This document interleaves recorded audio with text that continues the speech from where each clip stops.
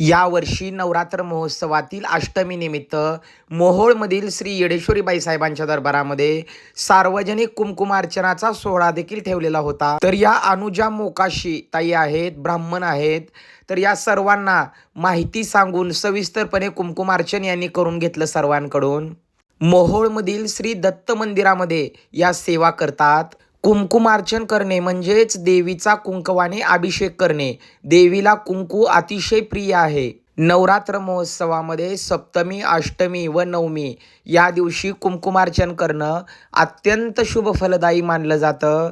त्यातल्या त्यात अष्टमीला जर तुम्ही कुंकुमार्चन केलं तर ते अत्यंत शुभ मानलं जातं। त्यानंतर सर्व भक्तांना आपण फराळीचं देखील केलेलं आहे। दरवर्षी अष्टमीच्या दिवशी आपण आराध्यांना फराळीचा नैवेद्य बनवतो। यावर्षी देखील आपण भगरीचा भात बनवलेला आहे सर्व भक्तांना प्रसादासाठी। आई येडामाई, यावर्षी देखील तू अतिशय उत्कृष्ट पद्धतीने सर्व सेवा सादर करून घेतली। खरंच मनाला खूप समाधान वाटलं। या आपल्या गुरु छायाताई बारसकर तसेच आराधी मेळा गुरूंनी फराळ केली, येडामाईपर्यंत पोचली, याचा आनंद वाटला।